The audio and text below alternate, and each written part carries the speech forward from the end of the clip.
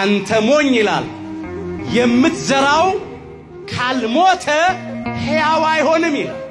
እንዲሁ እኛም በሥጋ ሞተን ወደ መቃብር ካልተቀበርን ካልተዘራን በሥጋ ካልፈረስን ካልበሰበስን በትንሣኤ ዘጉባኤ ልንነሳ እንችላለን። ይሄ ሥጋና ደም ይሄ ሟች ይሄ ፈራሽ በስባሽ የሆነ አካላችን የእግዚአብሔርን መንግሥት ሊወርስ ይችላል። ዘሩን ስናስበው ገበሬዎች ዘር እየዘሩ ነው። በኢትዮጵያ የዘር ወቅት እኛም ዕለተ ሞታችን ሲደርስ የእንግድነታችን ዘመን ሲያበቃ በሞት ወደ መቃብር እንዘራለን። ግን ደግሞ በትንሣኤ ዘጉባኤ እንነሳለን። የሁላችንን ትንሣኤ ክብር ያድርግልን። ክረምት ምንም ቢዘገይ አይቀርም፣ ጊዜውን ጠብቆ ይመጣል። የዘገየ ይመስልም ይመጣል ጊዜውን ጠብቆ። እንዲሁም ሞት በአንዳንዶቻችን ሕይወት ውስጥ የዘገየ ቢመስልም ጊዜውን ጠብቆ ይመጣል። መላከ ሞት ይመጣል፣ ነፍሳችን ከሥጋችን ለይቶ ይወስዳል። ስለዚህ ሞታችን እያሰብን ነው። ሌላው ዳግም ምጽአትም የአምላካችን ኢየሱስ ክርስቶስ ዳግም ምጽአቱም የዘገየ ቢመስልም ጊዜውን ጠብቆ ይመጣል፣ ሳይመጣ አይቀርም። ስለዚህ ሁል ጊዜ ተዘጋጅተን እንኖር። ድልዋኔክሙ ሀልው ተዘጋጅታችሁ ኑሩ ይላል የማቴዎስ ወንጌል ምዕራፍ 24 ቁጥር 44 ላይ። አንዳንዶችም ይሄንን ሲመኙ ይላል ከሃይማኖት ተሳስተው በብዙ ስቃይ ራሳቸውን ወጉ ይላል። ሰው ገንዘብ ከወደደ ሃይማኖቱን ይክዳል፣ ይለውጣል። ከአምልኮተ እግዚአብሔር ወጥቶ ጣዖትን ያመልካል። መናፍቅ ይሆናል፣ ተጠራጣሪ ይሆናል። አንዳንዶች እኮ በኢትዮጵያ ኦርቶዶክስ ተዋሕዶ ቤተክርስቲያን ውስጥ ሆኜ ምንም አልተጠቀምኩም፣ ገንዘብ አላገኘውም፣ ባለጸጋ አልሆንኩም፣ አልከበርኩም ብለው ሃይማኖታቸውን የካዱ ሰዎች እኮ አሉ። እውነቱን እናውቃለን ይላሉ። ቃሉ ተዘርቷል፣ ልባቸው ውስጥ አለ፣ ያውቁታል። ግን የገንዘብ ፍቅር በለጠባቸውና ተሸነፉ፣ ወደቁ፣ ሄዱ። እግዚአብሔር ሁላችንን ከዚህ ይሰውረን። ገብተው ይወጡ አሉ፣ አምነው የካዱ አሉ፣ ቀርበው የራቁ አሉ።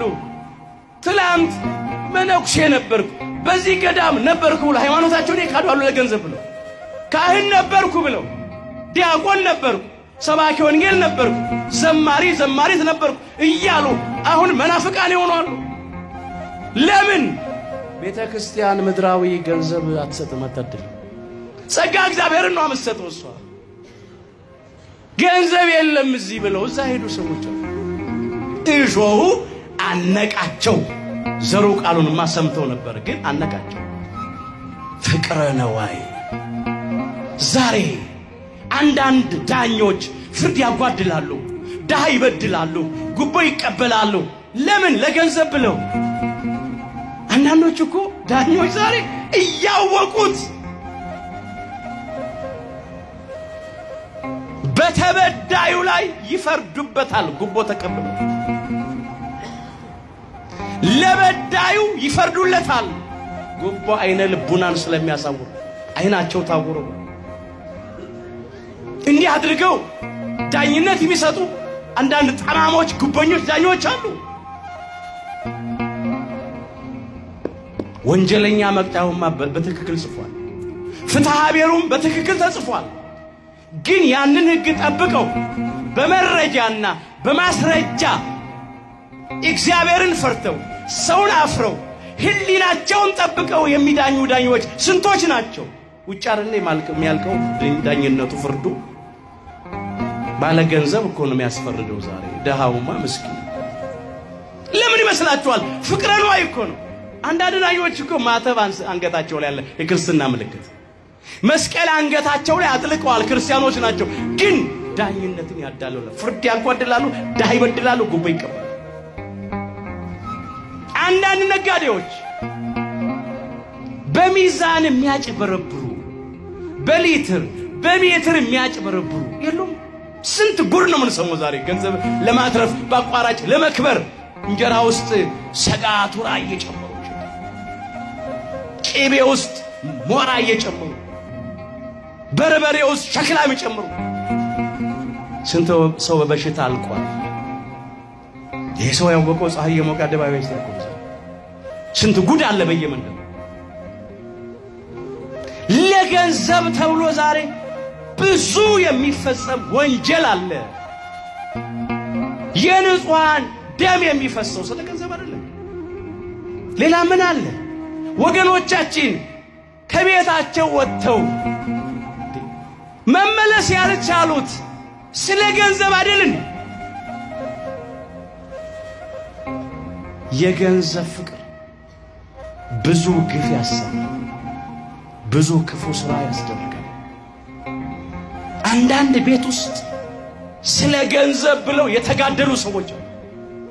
አባት ሀብት ንብረቱን ትቶ ቀድሞ ያረፋል። ልጆች በአባታቸው ንብረት በውርስ ጉዳይ የተጋደሉ አሉ። ለጠበቃ ለዳኛ ብለው ገንዘባቸውን ያባክናሉ። አንዳንድ ባል ለገንዘብ ብሎ ሚስቱን አጋድሞ ያረዳል። አንዳንድ ሚስት ለገንዘብ ብላ ባሏን መርዝ አጠጥታ የገደለች። ብዙ ጉድ ነው ምን ሰማው የምናየው። ገንዘብን የሚወድ የማይፈጽመው ግፍ ፍቅረ ነዋይ እሾህ ነው ያንቃል። እግዚአብሔር ይህንን የገንዘብ ፍቅር እሾህ ከሁላችን ልቡና ይንቀልልን። አንዳንዶቻችን በዚህ ታንቀናል። ቃሉን እናውቀዋለን፣ እንናገራለን፣ እንሰማለን፣ እናነባለን። ችግር የለም እሱ ላይ ግን ፍሬ እንዳናፈራ ጽድቅ እንዳንሰራ አንቆናል። የገንዘብ ፍቅር። ሁለተኛው የተቃራኒ ጾታ ፍቅር ነው ይላል። ፍቅረ አንስት ይለዋል ትርጉሙ። ግን በወንዶቹ ስለሚጸና ነው፣ በሴቶች ፍቅር ስለሚሸነፉ። እሱ ብቻ አይደለም፣ አንዳንድ ሴቶችም በወንዶች ፍቅር የተሸነፉዋል። ስለ ሴት ብለው ሃይማኖታቸውን የለወጡ የካዱ አሉ። ሃይማኖትን ካልለወጥክ እኔን አታገኝም አለችኝ። በልቤ እኮ እስካሁን ድረስ ኦርቶዶክስ ነኝ፣ የካድኩት በአፌ ነው ይሏል። ለሷ ብዬ ነው፣ እሷ እንዳላጣ ብዬ ነው። አንዳንድ ወንዶችም ብቻ አይደለም፣ አንዳንድ ሴቶችም እሱን እንዳላጣ ነው ብለው ይሏሉ። ሃይማኖት የካዱ አሉ። በሚያሳዝን ነው። አንዳንድ ወንዶች በሚስቶቻቸው ምክንያት ወደ ጣዖት ቤት ይሄዳሉ። ወደ ጠንቋይ፣ ወደ ድግምተኛ፣ ወደ መተተኛ፣ ወደ አስማተኛ ቤት ይሄዳሉ። ለምን ሲባል እሷን ቅር እንዳይላት ብዬ ነው። ከእግዚአብሔር በቀር አምላክ እንደሌለ አውቃለሁ፣ በደንብ አውቃለሁ። ግን እሷ ደግሞ ይከፋታል፣ ታዝንብኛለች። ስለዚህ ብለው ጤኑ ተከትሎ ይላል። እሷም ደግሞ ምንም እንኳን አይደለም እርዱኝ ይረዳቸዋለን ያለው ከየት የመጣ ጥቅስ ነው? እና እርዱኝ ይረዳቸዋል ብሎ ጠንቋይ ቤት መሄድ ነው?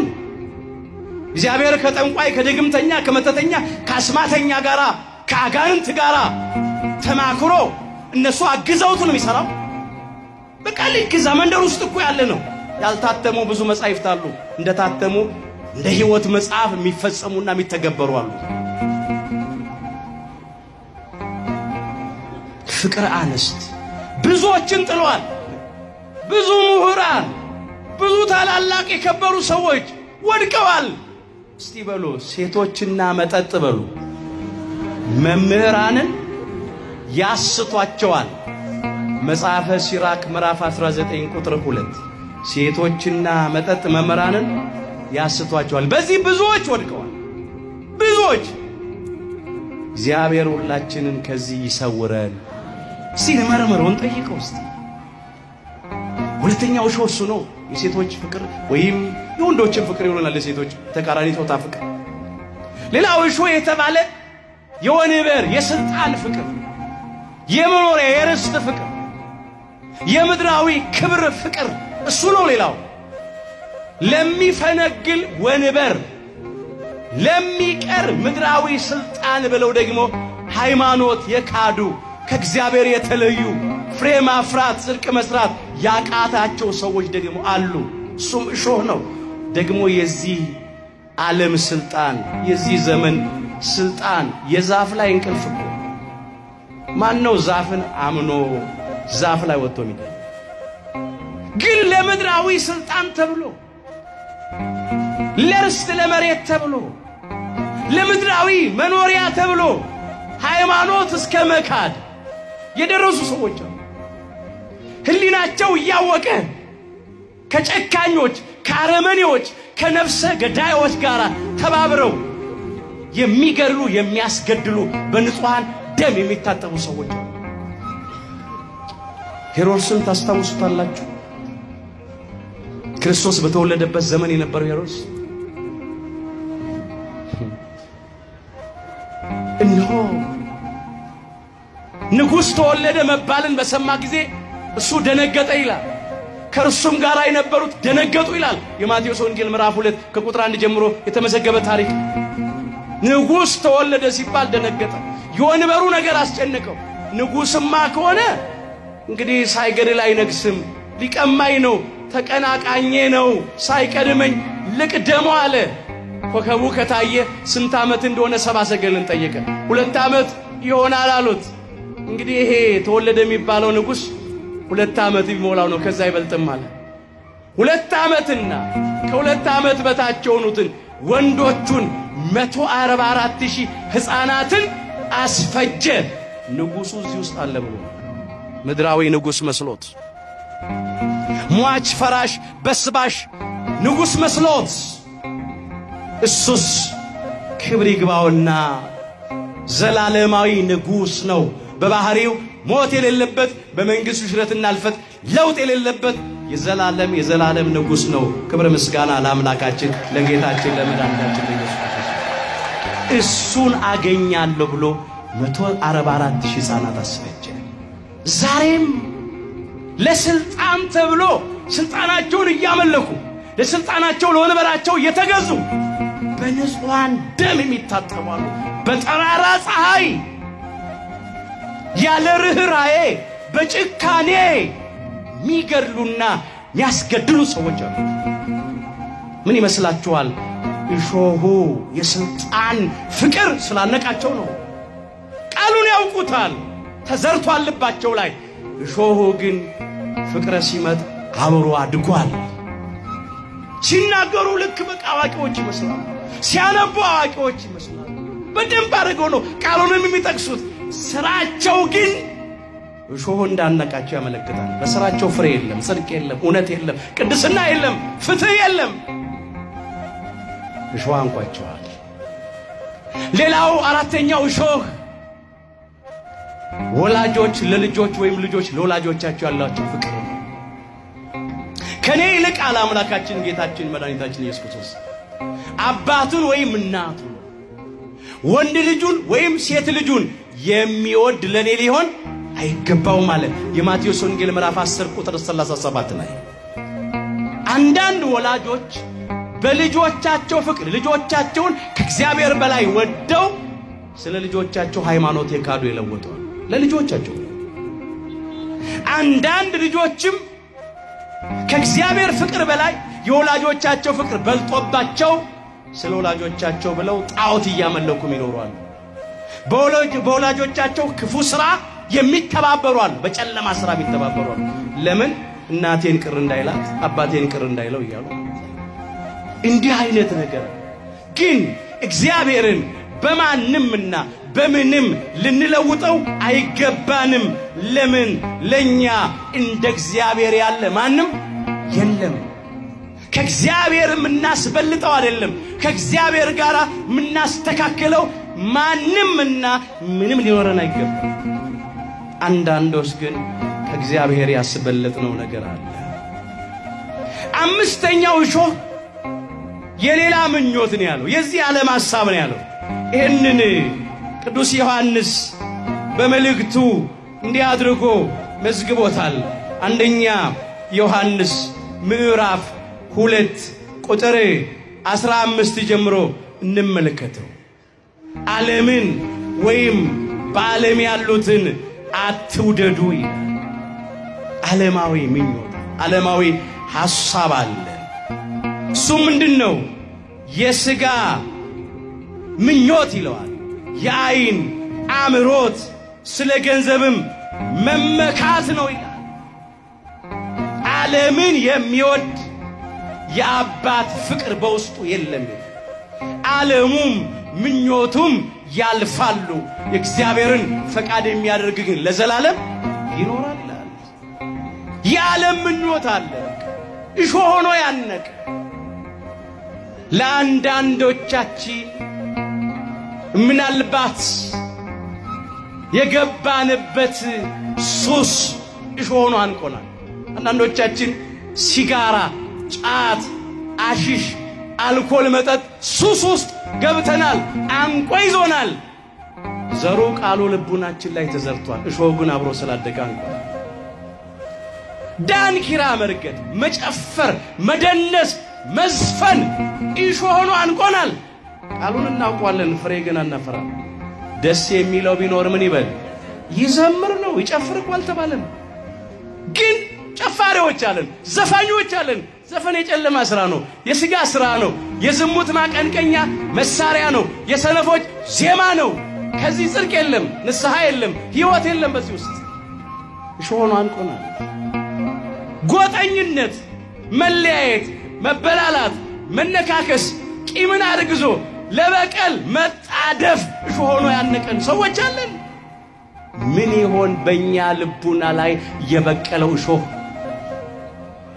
ዘሩ ቅዱስ ቃሉ ፍሬ እንዳያፈራ ያደረገው ምን ይሆን? እነሆ እሾሁን እናገኘዋለን። እግዚአብሔር አምላካችን በልቡናችን ላይ ያለውን እሾህ ሁሉ ነቅሎ ያስወግድልን። ማንም ሰው ለተሸነፈበት ለእርሱ ተገዝቶ ባሪያ ነው ይላል ሁለተኛ ጴጥሮስ ምዕራፍ 2 ቁጥር 19 ላይ። ሰውን የሚገዛው የተሸነፈበት ምኞቱ።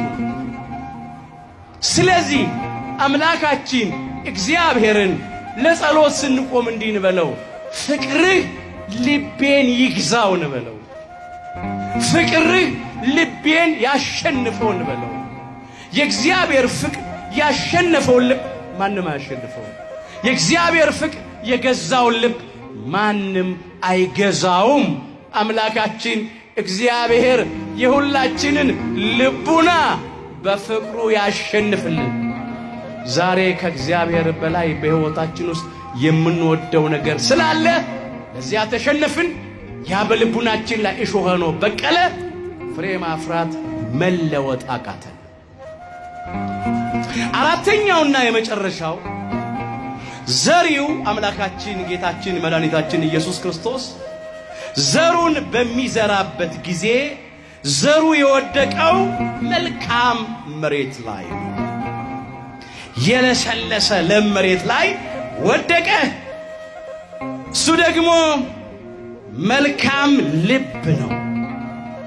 በጎ መሬት የተባለ ቅን ልቡና ነው። በዚህ በሉቃስ ወንጌል ምዕራፍ 8 ቁጥር 15 ላይ የተመዘገበውን መመልከት ይቻላል። ያንን መልካም መሬት የሚለውን በጎ ልቡና ብሎ አንስቶታል። እግዚአብሔር አምላካችን ለሁላችንም በጎ ልብ ይስጠን። ቅን የለሰለሰ ልብ እንዲህ ብሎ ነው ያመጣው። በመልካም መሬት ላይ የወደቀው እነርሱ በመልካም እና በበጎ ልብ ቃሉን ሰምተው የሚጠብቁት በመጽናትም ፍሬ የሚያፈሩ ናቸው። አሁን አራተኛውን አይነት መሬት ነው የሚያስፈልገው። እግዚአብሔር የሚፈልገው እንደ መንገድ ያለ አይደለም፣ እንደ ጭንጫው እንዳለትማው አይደለም፣ ወይም እሾህ እንደበቀለበት እሾህ እንዳልተነቀለለት አይደለም። እርሱ የሚፈልገው ለሙን መሬት ነው። መልካምን ልቡና ነው የሚፈልገው። እሱ ነው ፍሬ ማፍራት የሚችለው። መለወጥ የሚችለው እሱ ነው። እግዚአብሔር አምላካችን ሕይወታችንን በእውነት እንደ መልካሙ መሬት ያድርግልን። አዎ ያንን በእሾህ የተመሰለ ዓለማዊውን ሥጋዊውን ምኞት ከሕይወታችን ነቅሎ ያስወግድልን። እንደዚህ ብሎ ሶሎሞን ይናገራል። ምሳሌ 4 ቁጥር 4 ላይ ያስተምረኝም ነበረ ይላል። ምን ይለኝ ነበር? ያስተምረኝ ነበር። ይኸው እግዚአብሔር እየዘራ አይደል? ሌለት ዕለት ቃሉ መቼ ተቋርጦ ያውቃል? ዘሩ ይዘራል እኮ በየዕለቱ ይዘራል። ወንጌሉ ይዘራል በልዩ ልዩ ሊቃውንት ላይ፣ መምህራን ላይ፣ የሃይማኖት አባቶች ላይ እያደረ እግዚአብሔር ቃሉን ያስተምረናል። እግዚአብሔር ኢይዝራኤል ነው። እግዚአብሔር ይዘራል። ፍሬ ማፍራት የኛ ፋንታ ነው። ያስተምረኝም ነበረ እንዲህም ይለኝ ነበረ። እስቲ በሉ ልብህ በሉ ቃሌን ይቀበል፣ ትእዛዜን ጠብቅ፣ በሕይወትም ትኖራለህ። ይሄ ነው። ልብህ ቃሌን ምን ይበል? ይቀበል። ለሙ መሬት መልካሙ ልቡና፣ ቅኑ ልቡና ቃሉን ተቀበለ፣ ትእዛዙን ጠበቀ፣ ሃይማኖታቸውን አጸኑ፣ ምግባራቸውን አቀኑ፣ ንስሐ የሚገባ ፍሬ አፈሩ ማለት እኮ ነው። ስለዚህም አንዳንዶቹ 30 አፈሩ። ከሰማዕታትም ከመነኮሳትም ከደናግላን ደግሞ ከሕጋውያን ከሰብአ ዓለም ከምዕመናትም ከዚህ ዓለም ሰዎችም ባለ 30ዎች አሉ፣ ባለ 60ዎች አሉ፣ ባለ 100ዎችም አሉ። ሁሉም እንደተሰጠው አፍርቷል። 30ውም 60ውም 100ውም ግን የሚገባው ወደ አንድ ጎተራ ነው። ሁሉም ወደ መንግሥተ ሰማያት ነው የሚገባው። በቸርነቱ ለመንግሥቱ ክብር ሁላችን ያብቃን። ያንን ማለት ነው ፍሬ አፍርቶ መገኘት። ያለ ፍሬ እንዳንሆን፣ ዘረ ቆርጥሞች እንዳንሆን እግዚአብሔር ይርዳን። እንግዲህ አሁን የዘር ወቅት ነው። መስከረም የፍሬ ወቅት ነው። ኅዳር ታኅሳስ የመከር ወቅት ነው። ያኔ ይታጨዳል። ዘሩ ፍሬ ያፈራው ወደ ጎተራ ይገባል። እንክርዳድ ወደ እሳት ይጣላል። እኛም ፍሬ አፍርተን ጽድቅ ሰርተን ወደ መንግሥቱ እንድንገባ ሁላችንን በቸርነቱ ይርዳን። ይሄ የምን ወቅት ነው ብለናል? የዘር ወቅት ነው። ይሄንን ወቅት ስናስብ ሌላው አብረን ማስተዋል ያለብን ነገር እንደ ዘር እኛም በሥጋ ሞተን ወደ መቃብር እንዘራለን። ከዚያ ዘሩ እንደሚበቅል ሌላ መልክና ሌላ አካል ይዞ እንደሚነሳ እኛም ደግሞ በትንሣኤ ዘጉባኤ ሌላ መልክ ሌላ አካል ይዘን እንነሳለን። የሙታን ትንሣኤ ደግሞ እንደዚህ ነው ይላል። በመበስበስ ይዘራል፣ ባለመበስበስ ይነሳል። በውርደት ይዘራል፣ በክብር ይነሳል። በድካም ይዘራል፣ በኃይል ይነሳል። ፍጥረታዊ አካል ይዘራል፣ መንፈሳዊ አካል ይነሳል ይላል። አንደኛ ቆሮንቶስ ምዕራፍ 15 ቁጥር 35 ጀምሮ መመልከት ትችላላችሁ። አንተ ሞኝ ይላል፣ የምትዘራው ካልሞተ ሕያው አይሆንም ይላል። እንዲሁ እኛም በሥጋ ሞተን ወደ መቃብር ካልተቀበርን፣ ካልተዘራን፣ በሥጋ ካልፈረስን፣ ካልበሰበስን በትንሣኤ ዘጉባኤ ልንነሳ እንችላለን። ይሄ ሥጋና ደም፣ ይሄ ሟች፣ ይሄ ፈራሽ በስባሽ የሆነ አካላችን የእግዚአብሔርን መንግሥት ሊወርስ አይችልም። ዘሩን ስናስባውን ገበሬዎች ዘር እየዘሩ ነው። በኢትዮጵያ የዘር ወቅት። እኛም ዕለተ ሞታችን ሲደርስ የእንግድነታችን ዘመን ሲያበቃ በሞት ወደ መቃብር እንዘራለን፣ ግን ደግሞ በትንሣኤ ዘጉባኤ እንነሳለን። የሁላችንን ትንሣኤ ክብር ያድርግልን። ክረምት ምንም ቢዘገይ አይቀርም፣ ጊዜውን ጠብቆ ይመጣል። የዘገየ ይመስልም ይመጣል፣ ጊዜውን ጠብቆ። እንዲሁም ሞት በአንዳንዶቻችን ሕይወት ውስጥ የዘገየ ቢመስልም ጊዜውን ጠብቆ ይመጣል። መላከ ሞት ይመጣል፣ ነፍሳችን ከሥጋችን ለይቶ ይወስዳል። ስለዚህ ሞታችን እያሰብን ነው። ሌላው ዳግም ምጽአትን የአምላካችን ኢየሱስ ክርስቶስ ዳግም ምጽአቱ የዘገየ ቢመስልም ጊዜውን ጠብቆ ይመጣል፣ ሳይመጣ አይቀርም። ስለዚህ ሁል ጊዜ ተዘጋጅተን እንኑር። ድልዋኔክሙ ሀልው፣ ተዘጋጅታችሁ ኑሩ ይላል የማቴዎስ ወንጌል ምዕራፍ 24 ቁጥር 44 ላይ። ሃይማኖታችን አጽንተን ምግባራችን አቅንተን ንስሐ የሚገባ ፍሬ አፍርተን ተዘጋጅተን እንድንጠብቀው በቸርነቱ ይርዳን። ዘሪ ዘሩን ሊዘራ ወጣ። የሉቃስ ወንጌል ምዕራፍ 8 ቁጥር 5 የሁላችንን መጨረሻችንን አምላካችን እግዚአብሔር በቸርነቱ ያሳምርልን፣ ያለ ፍሬ ከመቅረት ይሰውረን።